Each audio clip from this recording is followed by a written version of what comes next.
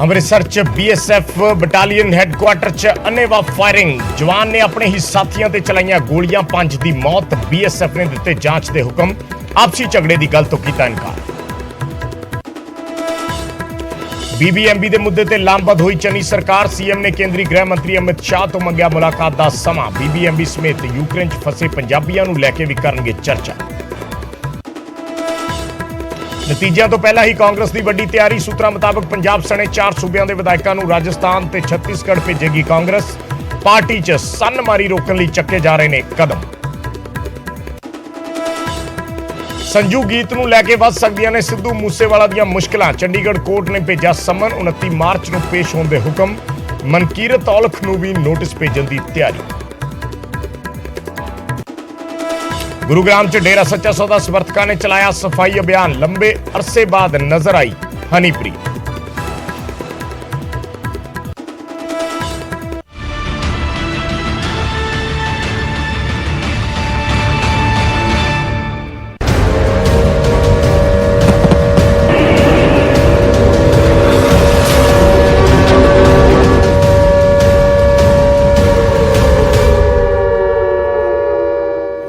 ਸਤਿ ਸ਼੍ਰੀ ਅਕਾਲ। ਨਿਊਜ਼ 18 ਪੰਜਾਬ ਹਰਿਆਣਾ ਹਿਮਾਚਲ ਦੇਖ ਰਹੇ ਸਾਰੇ ਦਰਸ਼ਕਾਂ ਦਾ ਸਵਾਗਤ ਹੈ। ਮੈਂ ਹਾਂ ਵਿਜੇਪਾਲ ਸਿੰਘ ਬਰਾੜ। ਸਭ ਤੋਂ ਪਹਿਲਾਂ ਇੱਕ ਵੱਡੀ ਖਬਰ ਯੂਕਰੇਨ ਤੋਂ। ਯੂਕਰੇਨ ਯੁੱਧ ਵਿਰਾਮ ਤੇ ਗੱਲਬਾਤ ਨੂੰ ਲੈ ਕੇ ਤਿਆਰ ਹੋ ਗਿਆ ਹੈ। ਯੂਕਰੇਨ ਦੇ ਰਾਸ਼ਟਰਪਤੀ ਜ਼ੈਲੈਂਸਕੀ ਸਿੱਧੀ ਗੱਲਬਾਤ ਦੇ ਲਈ ਤਿਆਰ ਹੋ ਗਏ ਨੇ। ਯੂਕਰੇਨੀ ਮੀਡੀਆ ਦੇ ਹਵਾਲੇ ਨਾਲ ਇਹ ਖਬਰ ਆ ਰਹੀ ਹੈ ਕਿ ਜ਼ੈਲੈਂਸਕੀ ਪੁਤਿਨ ਦੇ ਨਾਲ ਗੱਲਬਾਤ ਕਰਨ ਨੂੰ ਤਿਆਰ ਨੇ। ਹਾਲਾਂਕਿ ਪਹਿਲਾਂ ਗੱਲਬਾਤ ਹੋਈ ਹੈ ਪਰ ਉਹ ਸਿੱਧੀ ਗੱਲਬਾਤ ਨਹੀਂ ਹੋਈ ਸੀ। ਤੇ ਹੁਣ ਯੂਕਰੇਨੀ ਮੀਡੀਆ ਦੇ ਹਵਾਲੇ ਨਾਲ ਇਹ ਖਬਰ ਆ ਰਹੀ ਹੈ ਕਿ ਯੂਕਰੇਨ ਦੇ ਰਾਸ਼ਟਰਪਤੀ ਵਲਾਦੀਮੀਰ ਜ਼ੈਲੈਂਸਕੀ ਪੁਤਿਨ ਦੇ ਨਾਲ ਗੱਲਬਾਤ ਕਰਨ ਦੇ ਲਈ ਤਿਆਰ ਹੋ ਗਏ ਨੇ। ਸਿੱਧੀ ਗੱਲਬਾਤ ਕਰਨ ਦੇ ਲਈ ਤਿਆਰ ਹੋ ਗਏ ਨੇ। ਇਹ ਵੱਡੀ ਖਬਰ ਯੂਕਰੇਨੀ ਮੀਡੀਆ ਦੇ ਹਵਾਲੇ ਨਾਲ ਪਹੁੰਚ ਰਹੀ ਹੈ।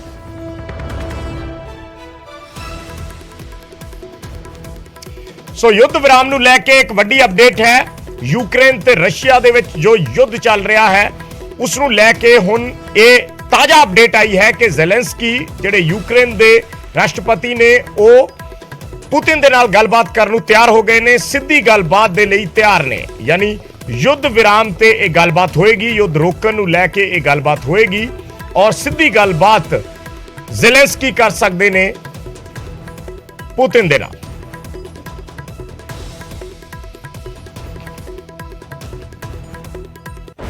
ਸੋ ਰੂਸ ਤੇ ਯੂਕਰੇਨ ਦੇ ਵਿਚਾਲੇ ਜੰਗ ਚੱਲ ਰਹੀ ਹੈ ਪਰ ਇਸ ਵਿਚਾਲੇ ਦਾਅਵਿਆਂ ਦਾ ਹਵਾਲਾ ਦਿੱਤਾ ਜਾ ਰਿਹਾ ਹੈ ਤੇ ਆંકੜਿਆਂ ਦੀ ਗਵਾਹੀ। ਜ਼ੈਲੈਂਸਕੀ ਝੁਕਣਾ ਨਹੀਂ ਚਾਹੁੰਦੇ ਤੇ ਰੂਸ ਹਮਲੇ ਰੋਕ ਨਹੀਂ ਰਿਹਾ।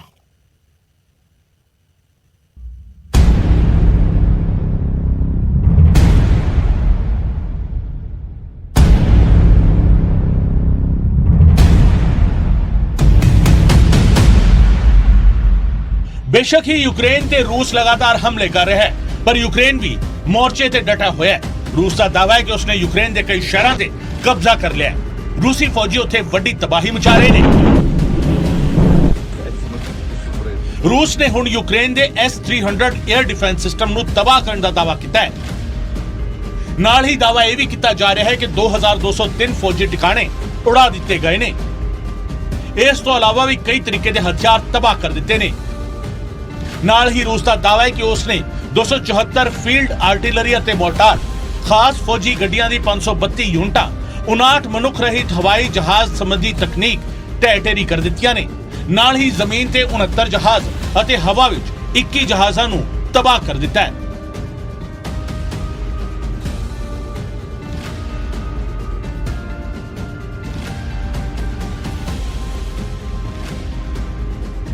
उत्थे यूक्रेन दे भी अपने दावे ने।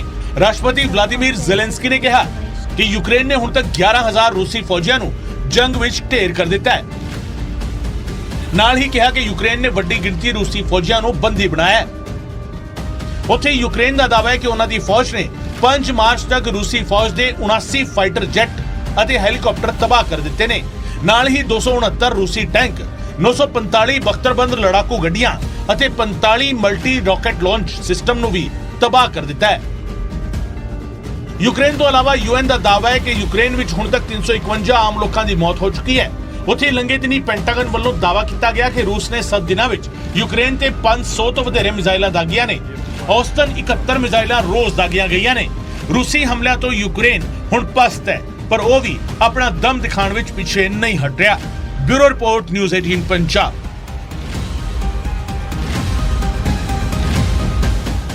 ਤੇ ਯੂਕਰੇਨ ਨੂੰ ਝਟਕੇ ਦੇਣ ਵਾਲੇ ਰੂਸ ਨੂੰ ਵੀ ਆਏ ਦਿਨ ਵੱਡੇ ਝਟਕੇ ਲੱਗ ਰਹੇ ਨੇ। ਵੱਡੀਆਂ ਕੰਪਨੀਆਂ ਰੂਸ ਨੂੰ ਅਲਵਿਦਾ ਆਖਣ ਲੱਗੀਆਂ ਨੇ, ਜਿਸ ਨੇ ਰੂਸ ਦਾ ਆਰਥਿਕ ਤੌਰ ਤੇ ਲੱਕ ਤੋੜ ਦਿੱਤਾ ਹੈ।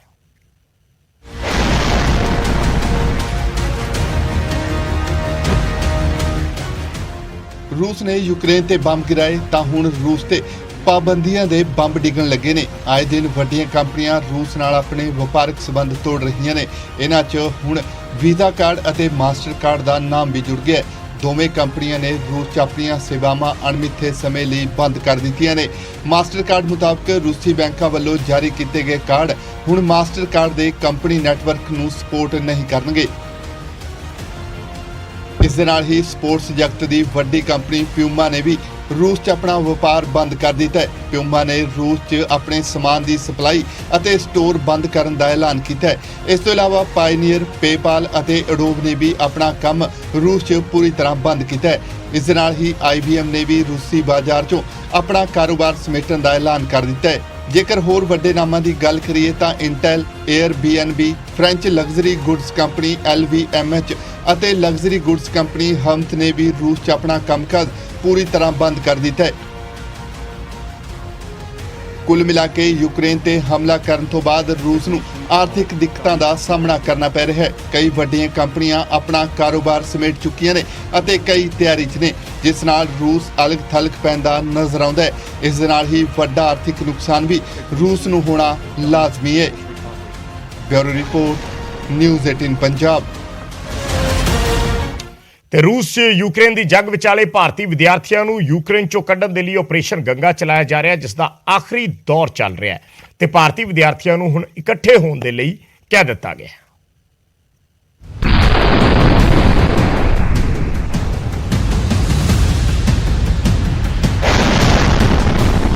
यूक्रेन रूस युद्ध के 11 दिन पूरे हो चुके ने। हंगरी स्थित भारतीय अंबैसी ने हुण तक का एक अहम ऐलान करते हुए कहा है कि ऑपरेशन गंगा का आखिरी दौर शुरू हो रहा है। अजे दे विच उत्थे फसे हुए लोग स्थानक समय के अनुसार सवेरे 10 बजे तो 12 बजे दे विच बुडापेस्ट दे हंगरिया सिटी सेंटर पहुंचन।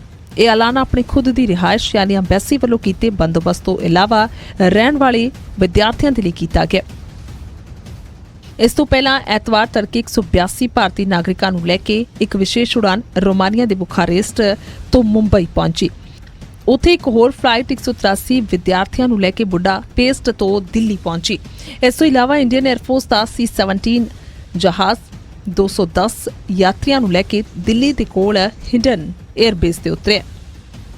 ਹੁਣ ਤੱਕ 3 ਵਿਮਾਨਾਂ ਤੋਂ 575 ਯਾਤਰੀ ਦਿੱਲੀ ਅਤੇ ਮੁੰਬਈ ਪਹੁੰਚ ਚੁੱਕੇ ਨੇ। रूस लगातार यूक्रेन ते हमलावर है तो यूक्रेन च रहिंदे बच्चों नूं लैके परिवार चिंता विच ने।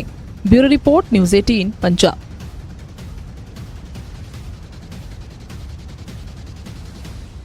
ਤੇ ਉਧਰ ਪੰਜਾਬ ਦੇ MP ਗੁਰਜੀਤ ਔਜਲਾ ਵੀ ਯੂਕਰੇਨ ਬਾਰਡਰ ਤੇ ਪੋਲੈਂਡ ਪਹੁੰਚੇ ਹੋਏ ਨੇ, ਜਿੱਥੇ ਉਹ ਪੰਜਾਬੀਆਂ ਨੂੰ ਯੂਕਰੇਨ ਚੋਂ ਕੱਢਣ ਲਈ ਮਦਦ ਕਰ ਰਹੇ ਨੇ। ਗੁਰਜੀਤ ਔਜਲਾ ਵੱਲੋਂ ਨਿਊਜ਼ 18 ਨਾਲ ਖਾਸ ਗੱਲਬਾਤ ਦੌਰਾਨ ਉੱਥੋਂ ਦੇ ਹਾਲਾਤ ਬਿਆਨ ਕੀਤੇ ਗਏ।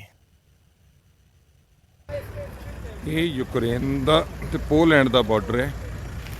ਬੁੱਧਾ ਮਾਇਰ ਜਿਹੜੀ ਜਗ੍ਹਾ ਤੇ ਅਸੀਂ ਖੜੇ, ਬੁੱਧਾ ਮਾਇਰ ਇਹਨੂੰ ਕਹਿੰਦੇ ਨੇ।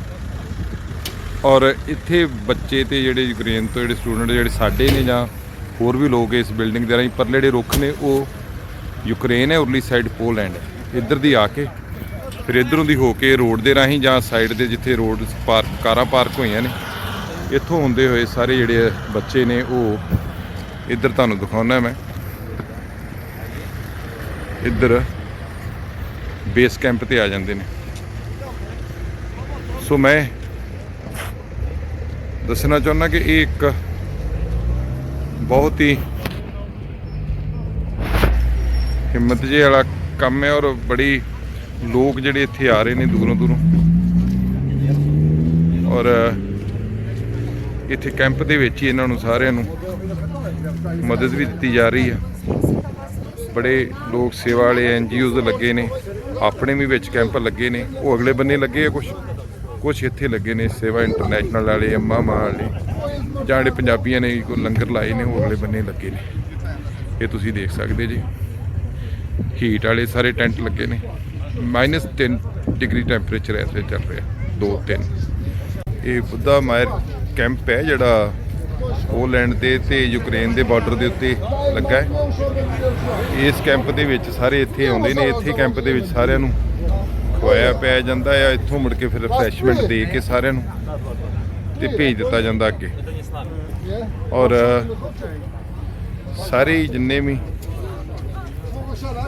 ਆਪਣੇ ਉਧਰੋਂ ਲੋਕ ਆਉਂਦੇ ਨੇ, ਔਰ ਮੈਂ ਵੀ ਇੱਥੇ ਆਪਣੀ ਸੇਵਾ ਜਿੰਨੀ ਕੋਈ ਉਹ ਵੀ ਕਰ ਰਹੇ ਹਾਂ, ਨਾਲ ਦੀ ਨਾਲ ਲੋਕਾਂ ਨੂੰ ਰਿਸੀਵ ਕਰ ਰਹੇ ਹਾਂ। ਅੱਜ ਹਰਜੋਤ ਜਿਹਨੇ ਇੱਕ ਗੋਲੀ ਲੱਗੀ ਹੈ, ਉਹਨੂੰ ਵੀ ਬਾਰਡਰ ਕ੍ਰਾਸ ਹੋਣਾ ਹੈ, ਉਹਨੂੰ ਰਿਸੀਵ ਕਰਾਂਗੇ। ਜਿਹੜੇ ਬੱਚੇ ਖਾਰਕੀਵ ਤੋਂ ਆ ਰਹੇ, ਕਿਉਂਕਿ ਕੁਝ ਬੱਚੇ ਖਾਰਕੀਵ ਦੇ ਰਹਿ ਗਏ ਨੇ, ਕੁਝ ਬੱਚੇ ਜਿਹੜੇ ਨਵੇਂ ਹੋਰ ਦੱਸੇ ਜਾ ਰਹੇ, ਜਿਹੜੇ ਸਾਨੂੰ ਕਿਹਾ ਜਾ ਰਿਹਾ, ਉਹ ਐਮਬੈਸੀ ਦੇ ਲੋਕ ਵੀ ਇੱਥੇ ਹੈਗੇ ਨੇ, ਉਹਨਾਂ ਨੂੰ ਵੀ ਰਿਸੀਵ ਕੀਤਾ ਜਾਊਗਾ। ਸੋ ਇਹ ਜਗ੍ਹਾ ਆ ਮੇਨ ਜਿੱਥੋਂ ਤੁਸੀਂ ਦੇਖ ਸਕਦੇ ਜੀ। ਇਹ ਬੈਕ ਸਾਈਡ, ਇਹ ਜਿਹੜੀ ਸਾਈਡ ਆ, ਇਹ ਯੂਕਰੇਨ ਤੁਹਾਨੂੰ ਦਿਖ ਰਿਹਾ ਪਿਛਲੀ ਸਾਈਡ ਤੋਂ। ਉਹ ਜਿਹੜੇ ਰੁੱਖ ਨੇ ਯੂਕਰੇਨ 'ਚ ਨੇ, ਉਰਲੀ ਸਾਈਡ ਪੋਲੈਂਡ ਹੈ। ਇਹ ਬੁੱਧਾ ਮਾਇਰ ਬਾਰਡਰ ਹੈ, ਉੱਥੇ ਖੜੇ ਆ। ਚਲੋ ਔਖਾ ਸਮਾਂ ਆ, ਸਾਰਿਆਂ ਦਾ ਲੰਘ ਜਾਣਾ। ਮੈਂ ਮਾਪਿਆਂ ਨੂੰ ਬੇਨਤੀ ਕਰਦਾ ਕਿ ਜਿੰਨੀ ਕੋਸ਼ਿਸ਼ ਹੋਈ ਆ ਅਸੀਂ ਵੀ ਕੀਤੀ ਹੈ, ਸਭਨਾਂ ਨੇ ਕੀਤੀ ਬਹੁਤ, ਖਾਸ ਕਰ NGO ਜਿਹੜੇ ਪੰਜਾਬੀ, ਖਾਸ ਕਰ ਇੰਡੀਅਨਸ ਨੇ, ਔਰ ਪੋਲਿਸ਼ ਲੋਕਾਂ ਨੇ ਵੀ ਬਹੁਤ ਦਿਲ ਖੋਲ੍ਹ ਕੇ ਮਦਦ ਕੀਤੀ ਹੈ। ਸੋ ਇੰਡੀਅਨ ਗੌਰਮੈਂਟ ਵੱਲੋਂ ਜਿਹੜਾ ਇਵੈਕੂਏਟ ਦਾ ਇਹ ਤੋਂ ਅੱਗੇ ਜਿਹੜਾ ਉਹ ਫਲਾਈਟਾਂ ਜਿਹੜੀਆਂ ਨੇ ਉਹ ਇੰਡੀਅਨ ਗੌਰਮੈਂਟ ਨੇ ਸ਼ੁਰੂ ਕੀਤੀਆਂ ਨੇ, ਉਹ ਫਲਾਈਟਾਂ ਦੇ ਰਾਹੀਂ ਅੱਗੇ ਪਹੁੰਚਦੇ ਨੇ। ਸੋ ਮੈਨੂੰ ਆਸ ਹੈ ਕਿ ਸਾਰਿਆਂ ਦੇ ਪਿਆਰੇ ਸਾਰਿਆਂ ਤੱਕ ਕੁਝ ਪਹੁੰਚ ਗਏ ਨੇ, ਕੁਝ ਰਹਿ ਗਏ ਨੇ, ਉਹ ਵੀ ਜਲਦੀ ਜਿਹੜੇ ਆ ਉਹ ਪੁੱਜਦਾ ਕਰ ਦਿੱਤੇ ਜਾਣਗੇ। ਬਾਕੀ ਪ੍ਰਮਾਤਮਾ ਅੱਗੇ ਅਰਦਾਸ ਕਰਿਓ ਸਭ ਸੁੱਖ ਸੁਖਾਨਾ ਠੀਕ ਰਵੇ।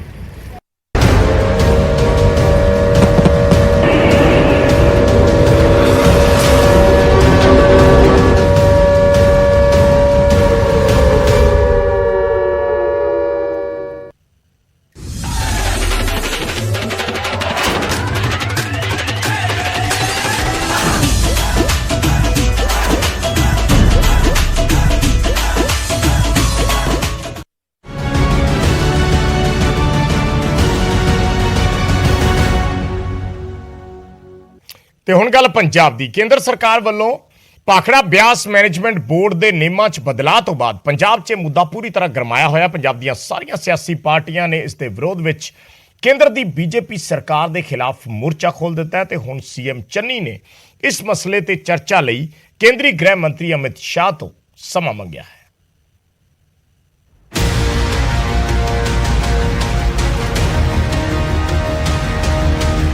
ਕੇਂਦਰ ਦੀ ਨਵੀਂ ਨੋਟੀਫਿਕੇਸ਼ਨ ਦੇ ਮੁਤਾਬਿਕ BBMB ਤੋਂ ਪੰਜਾਬ ਅਤੇ ਹਰਿਆਣਾ ਦੋਵਾਂ ਸੂਬਿਆਂ ਦੀ ਸਥਾਈ ਸਦੱਸਤਾ ਖਤਮ ਹੋ ਚੁੱਕੀ ਹੈ ਅਤੇ ਕੇਂਦਰ ਦੇ ਇਸ ਫੈਸਲੇ ਦਾ ਵਿਰੋਧ ਵੀ ਸ਼ੁਰੂ ਹੋ ਗਿਆ। ਪੰਜਾਬ ਕਾਂਗਰਸ ਲਗਾਤਾਰ ਕੇਂਦਰ ਤੇ ਹਮਲੇ ਕਰ ਰਹੀ ਹੈ ਅਤੇ ਇਸ ਫੈਸਲੇ ਨੂੰ ਬਦਲੇ ਦੀ ਭਾਵਨਾ ਦੇ ਨਾਲ ਲਿਆ ਗਿਆ ਫੈਸਲਾ ਦੱਸ ਰਹੀ ਹੈ।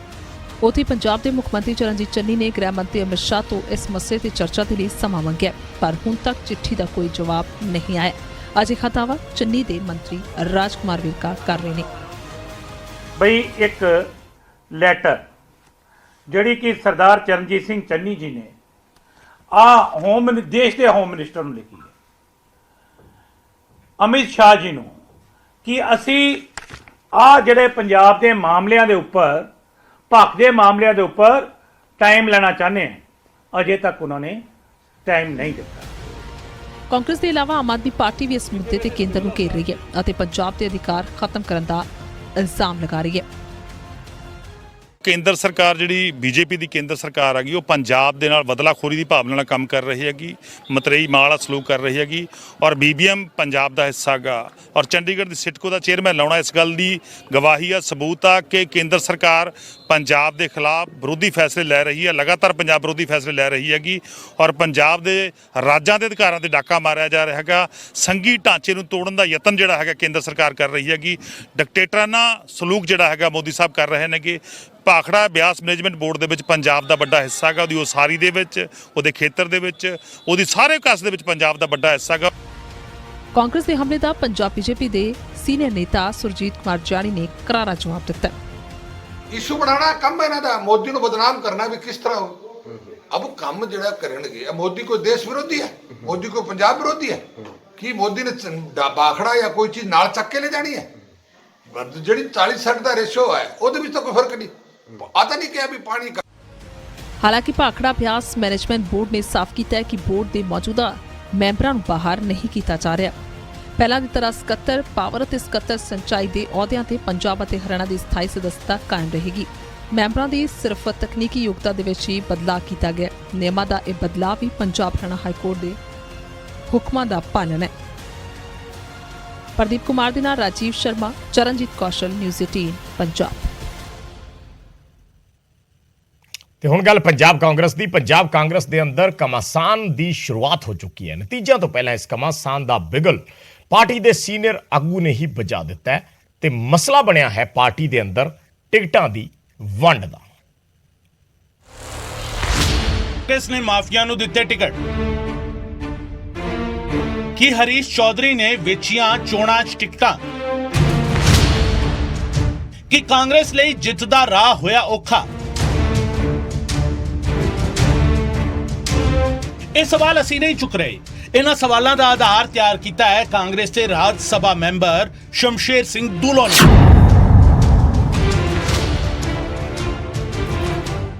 ਪੰਜਾਬ ਕਾਂਗਰਸ ਦੇ ਸਾਬਕਾ ਪ੍ਰਧਾਨ ਦੂਲੋ ਨੇ 2022 ਦੀਆਂ ਚੋਣਾਂ 'ਚ ਪਾਰਟੀ ਲੀਡਰਸ਼ਿਪ ਤੇ ਗਲਤ ਤਰੀਕੇ ਟਿਕਟਾਂ ਵੰਡਣ ਦਾ ਇਲਜ਼ਾਮ ਲਾਇਆ ਹੈ। ਹਰੀਸ਼ ਚੌਧਰੀ ਜਿਹੜੇ ਇੰਚਾਰਜ ਨੇ ਉਹਨਾਂ ਦੀ ਵੀ ਕਹਿ ਰਹੇ ਹੋ ਕਿ ਜ਼ਿੰਮੇਵਾਰੀ ਬਣਦੀ ਸੀ। ਸਾਰਿਆਂ ਦੇ ਸਾਰੇ ਜ਼ਿੰਮੇਵਾਰ ਹੈ। ਹਰੀਸ਼ ਚੌਧਰੀ ਦਾ ਦੁਕਾਨ ਖੋਲੀ ਬੈਠਾ ਸੀ ਇੱਥੇ। ਕਾਹਦੀ ਦੁਕਾਨ ਖੋਲੀ ਬੈਠੇ? ਉਹ ਯਾਰ ਜੋ ਵੀ ਸਕਰੀਨਿੰਗ ਕਮੇਟੀ ਦੇ ਮੈਂਬਰ ਹੈ ਉਹ ਜ਼ਿੰਮੇਵਾਰ ਹੈ। ਔਰ ਸੀਨੀਅਰ ਲੀਡਰ ਜਿਹੜੇ ਚੁੱਪ ਰਹੇ ਨੇ ਆਪਣੀ ਇੱਕ ਟਿਕਟ ਵਾਸਤੇ, ਮੈਂ ਕਹਿੰਦਾ ਉਹ ਕਾਂਗਰਸ ਦਾ ਫਾਇਦਾ ਨਹੀਂ ਸੀ ਚਾਹੁੰਦੇ। ਵਫਾ ਦਾ ਖੁਦ ਕਰ ਚਲੋ। ਸ਼ਮਸ਼ੇਰ ਸਿੰਘ ਦੂਲੋ ਨੇ ਗੱਲਾਂ-ਗੱਲਾਂ 'ਚ ਇਸ਼ਾਰਾ ਵੀ ਕਰ ਦਿੱਤਾ ਹੈ ਕਿ ਕਾਂਗਰਸ ਲਈ ਸੂਬੇ ਵਿੱਚ ਜਿੱਤ ਦਾ ਰਾਹ ਔਖਾ ਹੋ ਸਕਦਾ ਹੈ। ਉਹਨਾਂ ਕਿਹਾ ਕਿ ਕੁਝ ਕੁ ਆਗੂ ਆਪਣੀਆਂ 1-2 ਟਿਕਟਾਂ ਦੀ ਵਜ੍ਹਾ ਕਰਕੇ ਚੁੱਪ ਰਹੇ। ਦੂਲੋ ਨੂੰ ਜਦੋਂ ਰਜਿੰਦਰ ਕੌਰ ਭੱਠਲ ਦੇ ਆਮ ਆਦਮੀ ਪਾਰਟੀ ਨਾਲ ਗੱਠਜੋੜ ਕਰਨ ਦੇ ਬਿਆਨ ਬਾਰੇ ਪੁੱਛਿਆ ਤਾਂ ਉਹਨਾਂ ਇਸ ਨੂੰ ਭੱਠਲ ਦਾ ਨਿੱਜੀ ਬਿਆਨ ਕਰਾਰ ਦੇ ਦਿੱਤਾ। ਦੂਲੋ ਸਾਹਿਬ, ਜਿਹੜੀ ਗੱਲ ਹੁਣ ਮੈਡਮ ਭੱਠਲ ਕਹਿ ਰਹੇ ਨੇ, ਤੁਹਾਨੂੰ ਲੱਗਦਾ ਹੈ ਪੋਸੀਬਲ ਹੈ ਕਿ ਇੱਕ ਪਾਸੇ ਤਾਂ ਖਿਲਾਫਤ ਕਰਦੇ ਰਹੇ ਆਮ ਆਦਮੀ ਪਾਰਟੀ ਦੀ ਵੋਟਾਂ ਤੋਂ ਪਹਿਲਾਂ, ਹੁਣ ਉਸੇ ਦੇ ਨਾਲ ਅਲਾਈਅੰਸ ਕਰਨਾ ਪੰਜਾਬ ਦੇ? ਉਹਦਾ ਆਪਣਾ ਨਿੱਜੀ ਵਿਊ ਹੋ ਸਕਦਾ ਹੈ। ਅੱਛਾ, ਤੁਸੀਂ ਮੰਨਦੇ ਹੋ ਪਾਰਟੀ ਦਾ ਵਿਊ ਨਹੀਂ ਹੈ ਉਹ? ਨਹੀਂ, ਪਾਰਟੀ ਮੈਂ ਜਿਹੜੀ ਗੱਲ ਕਰਦਾ ਹੈ ਵੀ ਇਹ ਸੋਚਣ ਦੀ ਜ਼ਰੂਰਤ ਨਾ ਪੈਂਦੀ। ਜੇ ਇਹ ਲੀਡਰ ਜੇ ਆਵਾਜ਼ ਉਠਾਉਂਦੇ ਉਦੋਂ ਮਾਫੀਆ ਦੇ ਖਿਲਾਫ, ਇਹ ਆਪਣੀ ਖੁਦਗਰਦੀ ਲਈ ਨਹੀਂ ਬੋਲੇ। ਅੱਜ ਸਮਝੌਤੇ ਦੀਆਂ ਗੱਲਾਂ ਕਰਦੇ ਨੇ। ਸੋ ਸੁਣਿਆ ਤੁਸੀਂ, ਕਾਂਗਰਸ ਦੇ ਸੀਨੀਅਰ ਆਗੂ ਅਤੇ ਰਾਜ ਸਭਾ ਮੈਂਬਰ ਸ਼ਮਸ਼ੇਰ ਸਿੰਘ ਦੂਲੋ ਦੇ ਤੇਵਰ ਕਿਸ ਤਰੀਕੇ ਸਖਤ ਨੇ। ਦੂਲੋ ਨੇ ਤਾਂ ਇਹ ਵੀ ਕਿਹਾ ਕਿ ਉਹ ਇਸ ਦੀ ਜਾਣਕਾਰੀ ਪਾਰਟੀ ਹਾਈਕਮਾਨ ਨੂੰ ਦੇ ਚੁੱਕੇ ਨੇ, ਪਰ ਸਵਾਲ ਇਹ ਹੈ ਕਿ ਚੋਣਾਂ ਹੋ ਚੁੱਕੀਆਂ ਨੇ ਤੇ ਹੁਣ ਉਡੀਕ ਨਤੀਜਿਆਂ ਦੀ ਹੈ। ਅਜਿਹੇ ਵਿੱਚ ਇਸ ਸਾਰੀ ਬਿਆਨਬਾਜ਼ੀ ਦਾ ਪਾਰਟੀ ਲਈ ਕੋਈ ਅਸਲ ਮਤਲਬ ਹੈ ਜਾਂ ਨਹੀਂ? ਚੰਡੀਗੜ੍ਹ ਤੋਂ ਅਮਨ ਭਾਰਦਵਾਜ, ਨਿਊਜ਼ 18 ਪੰਜਾਬ।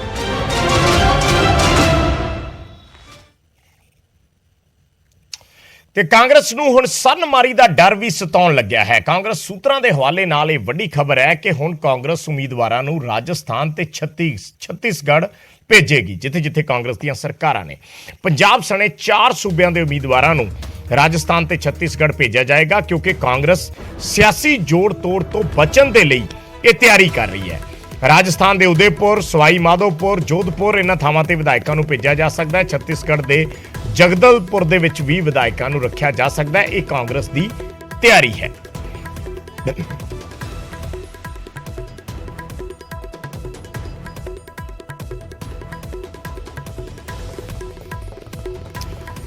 ਤਾਂ ਉਧਰ ਸਾਬਕਾ ਸੀਐਮ ਕੈਪਟਨ ਅਮਰਿੰਦਰ ਸਿੰਘ ਦੀ ਕਾਂਗਰਸ ਦੇ ਵਿਧਾਇਕਾਂ ਤੇ ਨਜ਼ਰ ਹੈ ਔਰ ਕੈਪਟਨ ਦੀ ਪਾਰਟੀ ਨੇ ਦਾਅਵਾ ਕੀਤਾ ਹੈ ਕਿ ਨਤੀਜਿਆਂ ਤੋਂ ਬਾਅਦ ਕੈਪਟਨ ਕਿੰਗ ਮੇਕਰ ਦੀ ਭੂਮਿਕਾ 'ਚ ਹੋਣਗੇ।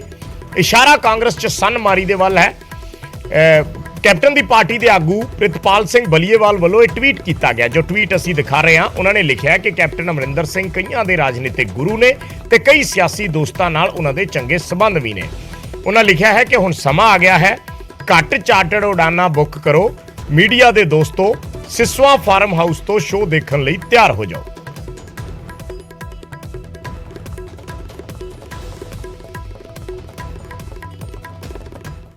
ਤੇ ਨਤੀਜਿਆਂ ਤੋਂ ਪਹਿਲਾਂ ਰੱਬ ਦੇ ਦਰ ਤੇ ਸਿਆਸਤਦਾਨ ਪਹੁੰਚ ਰਹੇ ਨੇ। ਚਰਨਜੀਤ ਸਿੰਘ ਚੰਨੀ ਬੱਦੀ ਦੇ ਗੁਰੂ ਘਰ ਨਤਮਸਤਕ ਹੋਏ। ਨਵਜੋਤ ਸਿੰਘ ਸਿੱਧੂ ਵੈਸ਼ਨੋ ਦੇਵੀ ਮੰਦਿਰ ਪਹੁੰਚੇ ਔਰ ਸੁਖਬੀਰ ਬਾਦਲ ਸਿਰਸਾ ਦੇ ਗੁਰੂ ਘਰ ਦੇ ਵਿੱਚ ਮੱਥਾ ਟੇਕਣ ਪਹੁੰਚੇ।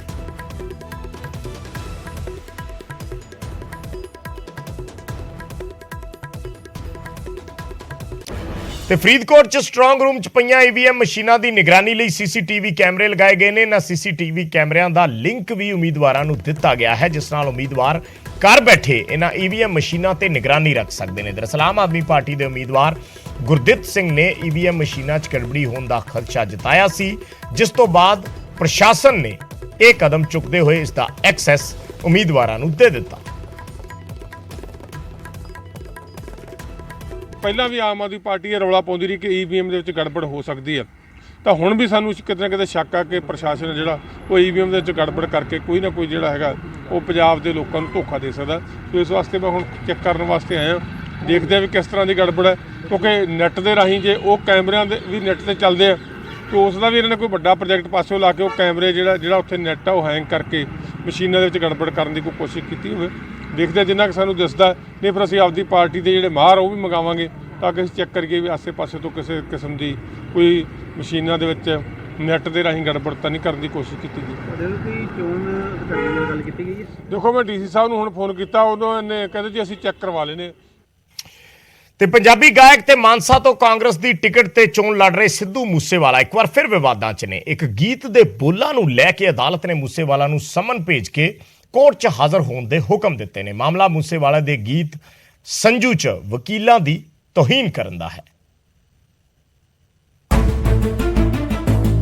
ਮੇਰੇ ਸਿਰੋਂ ਭਾਲਦੇ ਆ ਮੀਲ ਸੋਹਣੀਏ, ਆਵਾ ਤਾਵਾ ਬੋਲਦੇ ਵਕੀਲ ਸੋਹਣੀਏ।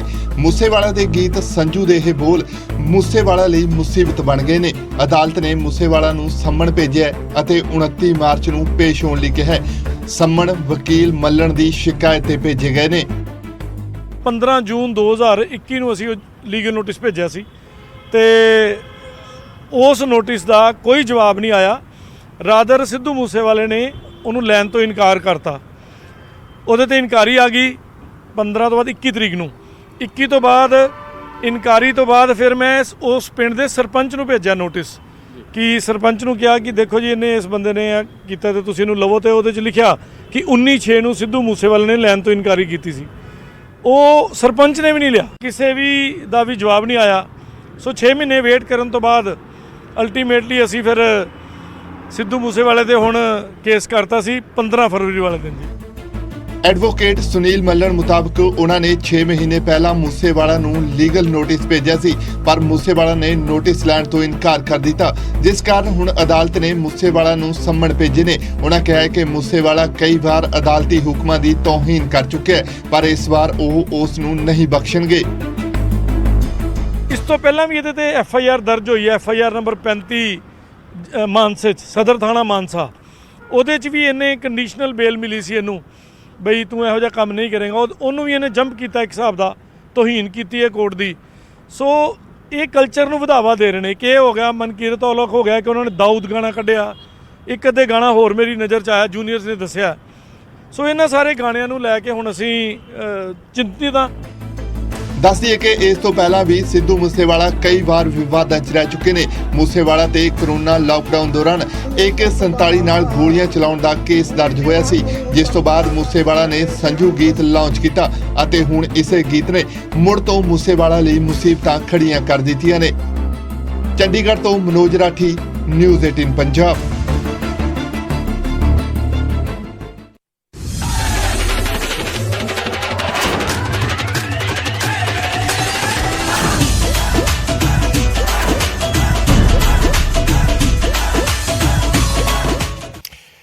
ਤੇ ਅੰਮ੍ਰਿਤਸਰ ਤੋਂ ਖਬਰ ਹੈ। ਅੰਮ੍ਰਿਤਸਰ ਦੇ BSF ਹੈੱਡਕੁਆਰਟਰ ਦੇ ਵਿੱਚ ਖੂਨੀ ਸੰਗਰਾਮ ਦੇਖਣ ਨੂੰ ਮਿਲਿਆ, ਜਿੱਥੇ ਇੱਕ BSF ਦੇ ਜਵਾਨ ਨੇ ਆਪਣੇ ਹੀ ਸਾਥੀਆਂ ਤੇ ਗੋਲੀਆਂ ਦੀ ਬੌਛਾਰ ਕਰ ਦਿੱਤੀ। ਗੋਲੀ ਚਲਾਉਣ ਵਾਲੇ ਜਵਾਨ ਨੇ ਬਾਅਦ 'ਚ ਖੁਦ ਨੂੰ ਵੀ ਗੋਲੀ ਮਾਰ ਲਈ।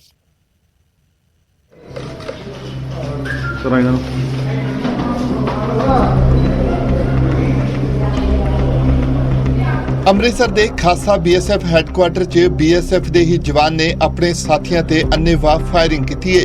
ਫਾਇਰਿੰਗ ਕਰਨ ਵਾਲਾ ਕਾਂਸਟੇਬਲ ਸਤੇਪਾ SK ਕਰਨਾਟਕ ਨਾਲ ਸੰਬੰਧਿਤ ਦੱਸਿਆ ਜਾ ਰਿਹਾ ਹੈ।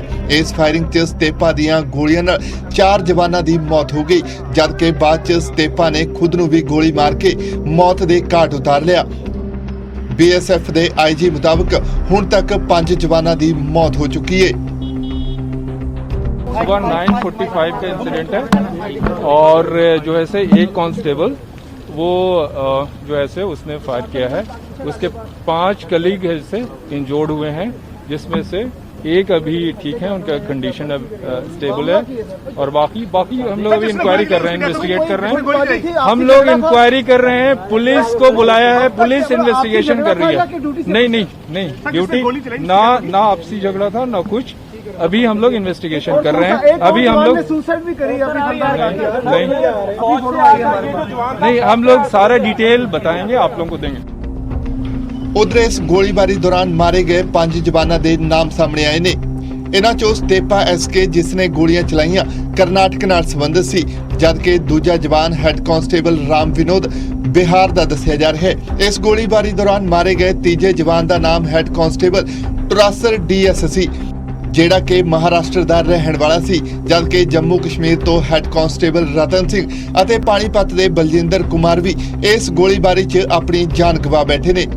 ਦੱਸੀਏ ਕਿ ਐਤਵਾਰ ਸਵੇਰੇ ਕਰੀਬ 11 ਵਜੇ BSF ਦੀ ਬਟਾਲੀਅਨ 144 ਦੇ ਹੈੱਡ ਕਾਂਸਟੇਬਲ ਸਤੇਪਾ ਨੇ ਆਪਣੀ ਰਾਈਫਲ 'ਚੋਂ ਲਗਾਤਾਰ ਗੋਲੀਆਂ ਚਲਾਉਣੀਆਂ ਸ਼ੁਰੂ ਕਰ ਦਿੱਤੀਆਂ, ਜੋ ਮੌਕੇ ਤੇ ਮੌਜੂਦ ਹੋਰਨਾਂ ਜਵਾਨਾਂ ਨੂੰ ਲੱਗੀਆਂ, ਜਿਨ੍ਹਾਂ 'ਚੋਂ 4 ਦੀ ਮੌਕੇ ਤੇ ਹੀ ਮੌਤ ਹੋ ਗਈ, ਜਦਕਿ ਸਤੇਪਾ ਦੀ ਮੌਤ ਦੀ ਪੁਸ਼ਟੀ ਕੁਝ ਸਮਾਂ ਬਾਅਦ ਹੋਈ।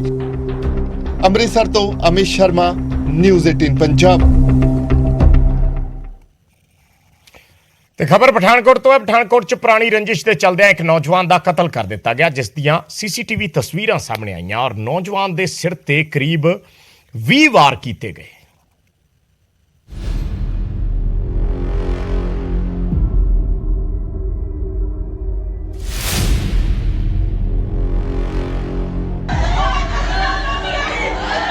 ਇੱਕ 2 3 ਕਰੀਬ 20 ਵਾਰੀ ਸਿਰ ਤੇ ਤੇਜ਼ਧਾਰ ਹਥਿਆਰ ਨਾਲ ਹਮਲੇ। ਤਸਵੀਰਾਂ ਇੰਨੀਆਂ ਭਿਆਨਕ ਕਿ ਬਿਨਾਂ ਬਲਰ ਕੀਤਿਆਂ TV ਸਕਰੀਨ ਤੇ ਨਹੀਂ ਦਿਖਾਈਆਂ ਜਾ ਸਕਦੀਆਂ। ਤਸਵੀਰਾਂ ਤੁਹਾਨੂੰ ਵੀ ਪਰੇਸ਼ਾਨ ਕਰ ਦੇਣਗੀਆਂ। ਕਤਲ ਇੰਨੀ ਬੇਦਰਦੀ ਨਾਲ ਕੀਤਾ ਗਿਆ ਕਿ ਰੋਕਣ ਦੇ ਬਾਵਜੂਦ ਵੀ ਕਾਤਲ ਇੱਕ ਤੋਂ ਬਾਅਦ ਇੱਕ ਵਾਰ ਕਰਦਾ ਗਿਆ। ਕਾਤਲ ਪਹਿਲਾਂ ਗੱਡੀਆਂ ਉੱਲੇ ਲੁੱਕ ਕੇ ਆਇਆ ਅਤੇ ਫਿਰ ਪਿੱਛੋਂ ਹੀ ਸਿਰ ਤੇ ਵਾਰ ਕਰ ਦਿੱਤਾ। ਜਿਵੇਂ ਹੀ ਨੌਜਵਾਨ ਥੱਲੇ ਡਿੱਗਿਆ, ਕਾਤਲ ਵਾਰ ਤੇ ਵਾਰ ਕਰਦਾ ਗਿਆ। ਪਰ ਬਸ ਇੰਨਾ ਹੀ ਨਹੀਂ, ਕਾਤਲਾਂ ਨੇ ਕਤਲ ਤੋਂ ਬਾਅਦ ਮੌਕੇ ਤੇ ਹੀ ਜਸ਼ਨ ਵੀ ਮਨਾਇਆ।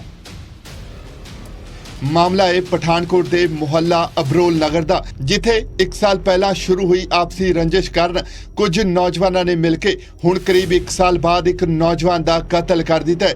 ਕਤਲ ਹੋਏ ਨੌਜਵਾਨ ਦੇ ਪਰਿਵਾਰ ਦਾ ਰੋ ਰੋ ਕੇ ਬੁਰਾ ਹਾਲ ਹੈ ਅਤੇ ਪਰਿਵਾਰ ਹੁਣ ਪੁਲਿਸ ਪ੍ਰਸ਼ਾਸਨ ਤੋਂ ਇਨਸਾਫ ਦੀ ਮੰਗ ਕਰ ਰਿਹਾ ਹੈ।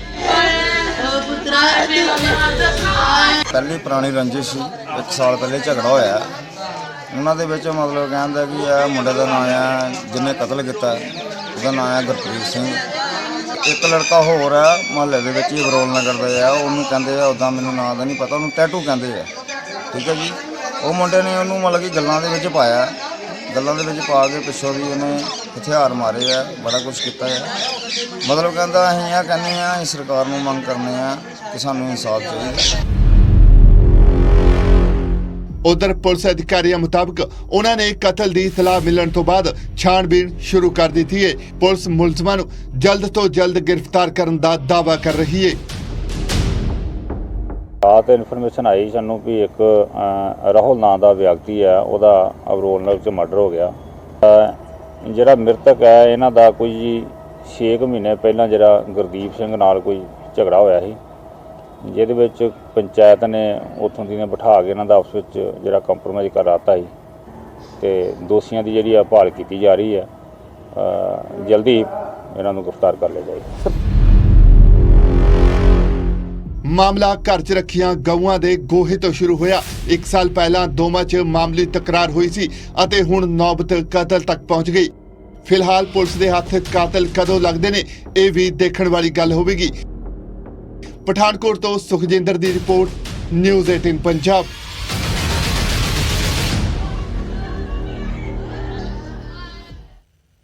ਤੇ ਹੁਣ ਗੱਲ ਪੰਚਕੂਲਾ ਜ਼ਿਲ੍ਹੇ ਦੇ ਪਿੰਡ ਖਰੂਨੀ ਦੀ, ਜੋ ਪਿਛਲੇ ਲੰਬੇ ਸਮੇਂ ਤੋਂ ਮੁੱਢਲੀਆਂ ਸਹੂਲਤਾਂ ਤੋਂ ਵੀ ਵਾਂਝਾ ਰਿਹਾ, ਪਰ ਹੁਣ ਜਗਤਜੀਤ ਗਰੁੱਪ ਅੱਗੇ ਆਇਆ। ਐਮਡੀ ਜਗਤਜੀਤ ਸਿੰਘ ਨੇ ਮਰਹੂਮ ਮਾਤਾ ਰਣਜੀਤ ਕੌਰ ਦੀ ਯਾਦ 'ਚ ਇਸ ਪਿੰਡ 'ਚ ਨਦੀ ਤੇ ਇੱਕ ਪੁਲ ਬਣਵਾਇਆ। ਇਹ ਗਰੁੱਪ ਨਾ ਸਿਰਫ ਖਰੂਨੀ ਪਿੰਡ ਲਈ ਬਲਕਿ ਹਰਿਆਣਾ ਦੇ ਕਈ ਹੋਰ ਪਿੰਡਾਂ ਲਈ ਵੀ ਮਸੀਹਾ ਬਣਿਆ। ਦਰਅਸਲ ਜਗਤਜੀਤ ਸਿੰਘ ਕਰੀਬ 2 ਮਹੀਨੇ ਪਹਿਲਾਂ ਇਸ ਪਿੰਡ 'ਚ ਆਏ ਸੀ ਤੇ ਪਿੰਡ ਵਾਸੀਆਂ ਨੇ ਇੱਥੇ ਪੁਲ ਨਾ ਹੋਣ ਦੀ ਸਮੱਸਿਆ ਉਹਨਾਂ ਨੂੰ ਦੱਸੀ ਸੀ, ਜਿਸ ਨੂੰ ਉਹਨਾਂ ਨੇ ਦੂਰ ਕਰ ਦਿੱਤਾ, ਜਿਸ ਤੇ ਪਿੰਡ ਵਾਸੀਆਂ ਨੇ ਹੁਣ ਉਹਨਾਂ ਦਾ ਧੰਨਵਾਦ ਕੀਤਾ ਹੈ। ਇਸ ਪੁਲ ਦੇ ਬਣਨ ਨਾਲ ਕਈ ਪਿੰਡਾਂ ਦੇ ਲੋਕਾਂ ਨੂੰ ਆਵਾਜਾਈ ਦੇ ਵਿੱਚ ਸਿੱਧਾ ਫਾਇਦਾ रहेगा। आप देख सकते हैं कि एक पुल बनाया गया है। ये पुल कई गांवों को आपस में जोड़ता है और इससे पहले जो ये नीचे आप देख रहे हैं पानी, यहाँ से लोगों को होकर के गुजरना पड़ता था और बरसात के दिनों में ये पानी जो है वो कई फुट ऊपर आ जाता था, जिससे बड़ी भारी परेशानी होती थी। वो चाहे प्रेग्नेंट महिलाएं हों, छोटे बच्चे हों, बुजुर्ग हों, उनको बड़ी परेशानियों से यहाँ से गुजरना पड़ता था। ऐसे ही यहाँ एक शख्स घूमने आए और घूमने आकर के उन्होंने जब इस परेशानी को समझा और परेशानी को समझ करके केवल समझा ही नहीं, उसको सिरे चढ़ाने की बात उन्होंने ठानी और वो है जगतजीत जी। उनसे जानते हैं, आपने यहाँ आए, आप यहाँ और आकर के पहले क्या दिमाग करके में आई आपके? हम तो यहाँ पे घूमने आए थे जी, तो उसके बाद यहाँ से हमने देखा कि बच्चों को लेके लोग नदी में से क्रॉस कर रहे हैं। जब बारिश आती है तो पानी काफ़ी ऊपर चला जाता है, तो रिस्क भी होता है काफ़ी उस चीज़ को लेके। तो हमने पूछा उनको, रोके कि भैया नदी क्यों क्रॉस कर रहे हो? तो उन्होंने बताया कि हम तो गांव जा रहे हैं अपने। तो हमें तो पहले तो यकीन ही नहीं हुआ इस बात पे कि ऐसा भी कोई गांव है जैसे यहाँ रास्ता ही नहीं जाता। सरकार से तो गांव वाले ने बताया, गांव वालों ने, कि हम तो काफ़ी देर होगी सरकार के पास जाते हुए। तो एक बंदे ने बताया कि 40 साल तो मुझे हो गए, हम जाते हैं रिक्वेस्ट लेके, तो किसी वजह से गवर्नमेंट यहाँ तक नहीं पहुँच पाई जी। जब देखा भी इलाके की ज़रूरत है बहुत ज़्यादा, तो इससे बहुत लोगों को लाभ होने वाला है, तो हम फिर क्यों रोकने वाले थे जी। बरसातों के दिनों में काफ़ी समस्या आ जाती थी। बरसातों के दिनों में जैसे 3-4 महीने के लिए बच्चे स्कूल नहीं जा पाते थे, जबकि सरकार यहाँ तक कहती है भी बेटी पढ़ाओ बेटी बचाओ। तो यहाँ आके सब कुछ फैल है जी। सरकार ने कभी हमारी सुनवाई नहीं की। हम कई बार सरकार के पास गए भी, अपन जी बड़ी समस्या पुल की है, अगर पुल लग जाए, फुटब्रिज भी लग जाए तो हमारा फायदा हो जाएगा, बच्चों का आना जाना, स्कूल में जाएंगे, कॉलेज में जाते हैं जी बच्चे। तो अब भी हम सरकार से यही कहेंगे जी, जो ये रास्ता कच्चा रास्ता है 5 किलोमीटर का, अगर ये पक्का हो जाए तो जी सुधार हो जाएगा पूरे एरिए का। ਤੇ ਪੰਚਕੂਲਾ ਦੇ ਇੱਕ ਪਿੰਡ ਦੀ ਮੁਰਾਦ ਤਾਂ ਪੂਰੀ ਹੋ ਗਈ, ਪਰ ਹੁਣ ਤੁਹਾਨੂੰ ਹਿਮਾਚਲ ਦੇ ਕੁਝ ਪਿੰਡਾਂ ਦੀ ਸੈਰ ਤੇ ਲੈ ਚੱਲਦੇ ਹਾਂ, ਜੋ ਕਿ ਇੱਕ ਅਲੱਗ ਹੀ ਮੁਸ਼ਕਿਲ ਨਾਲ ਜੂਝ ਰਹੇ ਨੇ।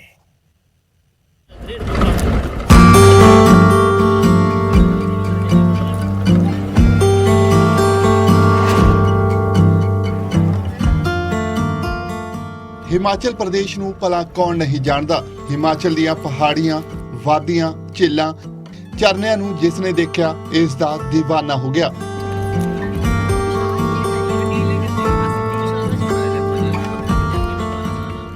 ਹਿਮਾਚਲ ਦੀਆਂ ਪਹਾੜੀਆਂ ਦੇਖਣ 'ਚ ਤਾਂ ਖੂਬਸੂਰਤ ਨੇ, ਪਰ ਇਹਨਾਂ ਪਹਾੜੀਆਂ 'ਚ ਪਹੁੰਚ ਕੇ ਇੱਕ ਦਿੱਕਤ ਹਮੇਸ਼ਾ ਰਹਿੰਦੀ ਏ, ਉਹ ਹੈ ਫੋਨ ਦੇ ਸਿਗਨਲ, ਜਾਂ ਫਿਰ ਸਿੱਧੀ ਭਾਸ਼ਾ 'ਚ ਕਹੀਏ ਤਾਂ ਫੋਨ ਦੇ ਟਾਵਰ ਨਾ ਆਉਣ ਦੀ। ਜ਼ਿਲ੍ਹਾ ਚੱਬਾ 'ਚ ਪੈਂਦੀ ਬਜੌਤਰਾ ਪੰਚਾਇਤ ਦੇ ਕਈ ਪਿੰਡਾਂ ਦਾ ਹਾਲ ਇਸ ਤੋਂ ਵੀ ਮਾੜਾ ਹੈ। ਪਿੰਡਾਂ 'ਚੋਂ ਮੋਬਾਈਲ ਸਿਗਨਲ ਕਦੇ ਪਹੁੰਚੇ ਹੀ ਨਹੀਂ, ਲਿਹਾਜ਼ਾ ਕਾਲ ਕਰਨ ਲਈ ਸਿਰਫ ਇੱਕੋ ਇੱਕ ਸਹਾਰਾ ਲੈਂਡਲਾਈਨ ਦਾ ਹੈ। ਉਸ ਲਈ ਵੀ ਲੰਬੀ ਲਾਈਨ 'ਚ ਲੱਗ ਕੇ ਕਈ ਘੰਟੇ ਇੰਤਜ਼ਾਰ ਕਰਨਾ ਪੈਂਦਾ ਹੈ। अच्छा, बड़ा जल्दी नहीं हुआ, फिर एक ही है।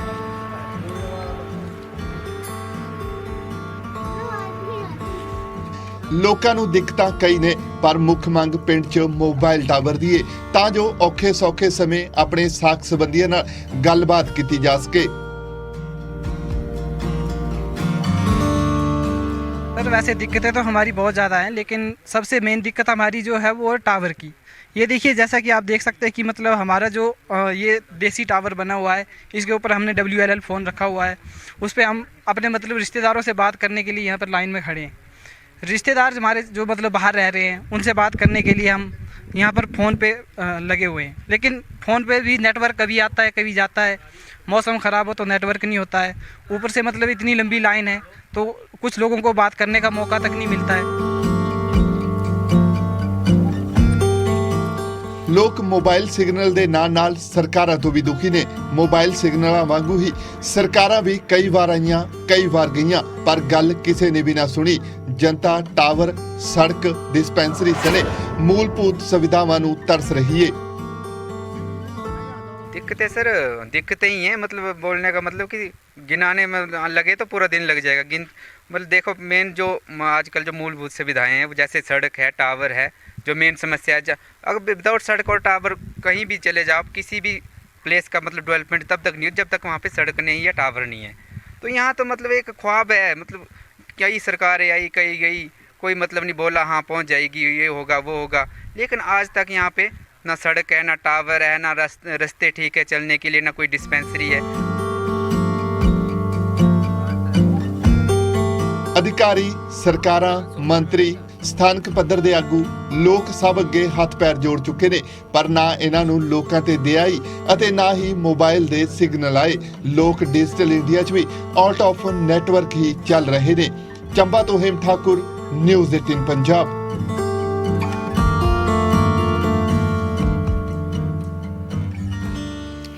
ਤੇ ਹੁਣ ਖਬਰ ਮਹਿਲਾ ਕ੍ਰਿਕਟ ਵਰਲਡ ਕੱਪ ਤੋਂ, ਜਿੱਥੇ ਟੀਮ ਇੰਡੀਆ ਨੇ ਪਾਕਿਸਤਾਨ ਤੇ ਜਿੱਤ ਦੇ ਨਾਲ ਆਪਣੇ ਅਭਿਆਨ ਦੀ ਸ਼ੁਰੂਆਤ ਕੀਤੀ, ਪਰ ਇਸ ਜਿੱਤ ਦੇ ਨਾਲ ਇੱਕ ਚੀਜ਼ ਹੋਰ ਦੁਨੀਆ ਭਰ 'ਚ ਸੁਰਖੀਆਂ ਬਣ ਗਈ। ਉਹ ਨੇ ਕੁਝ ਤਸਵੀਰਾਂ ਜਿਹੜੀਆਂ ਅਸੀਂ ਦਿਖਾ ਰਹੇ ਹਾਂ, ਜਿਨ੍ਹਾਂ ਨੂੰ ਸਿਰਫ ਹਿੰਦੁਸਤਾਨ ਪਾਕਿਸਤਾਨ ਹੀ ਨਹੀਂ ਬਲਕਿ ਦੁਨੀਆ ਦਾ ਦਿਲ ਜਿੱਤ ਲਿਆ ਜਿਨ੍ਹਾਂ ਤਸਵੀਰਾਂ ਨੇ। ਇੰਟਰਨੈਸ਼ਨਲ ਕ੍ਰਿਕਟ ਕਾਉਂਸਲ ਨੇ ਜੋ ਤਸਵੀਰ ਸਾਂਝਾ ਕੀਤੀ ਹੈ, ਉਸ 'ਚ ਭਾਰਤੀ ਕ੍ਰਿਕਟ ਟੀਮ ਦੀਆਂ ਖਿਡਾਰਨਾਂ ਪਾਕਿਸਤਾਨੀ ਕੈਪਟਨ ਬਿਸਮਾ ਮਾਰੂਫ ਦੀ ਬੇਟੀ ਦੇ ਨਾਲ ਲਾਡ ਕਰਦੀਆਂ ਹੋਈਆਂ ਨਜ਼ਰ ਆ ਰਹੀਆਂ ਨੇ। ਬਿਸਮਾ ਆਪਣੀ 7 ਮਹੀਨਿਆਂ ਦੀ ਬੇਟੀ ਫਾਤਿਮਾ ਦੇ ਨਾਲ ਵਰਲਡ ਕੱਪ 'ਚ ਪਹੁੰਚੇ ਸੀ ਤੇ ਜਦੋਂ ਐਤਵਾਰ ਨੂੰ ਭਾਰਤ ਪਾਕਿਸਤਾਨ ਮੈਚ ਖਤਮ ਹੋਇਆ ਤਾਂ ਭਾਰਤੀ ਖਿਡਾਰਨਾਂ ਫੁਰਸਤ ਦੇ ਪਲਾਂ 'ਚ ਫਾਤਿਮਾ ਦੇ ਨਾਲ ਲਾਡ ਕਰਦੀਆਂ ਨਜ਼ਰ ਆਈਆਂ। ਟੀਮ ਇੰਡੀਆ ਦੀ ਵਾਈਸ ਕੈਪਟਨ ਹਰਮਨਪ੍ਰੀਤ ਕੌਰ ਨੇ ਵੀ ਨੰਨੀ ਫਾਤਿਮਾ ਦੇ ਨਾਲ ਸੈਲਫੀ ਲਈ ਔਰ ਬਾਕੀ ਖਿਡਾਰਨਾਂ ਵੀ ਸੈਲਫੀ ਲੈਂਦੀਆਂ ਨਜ਼ਰ ਆਈਆਂ।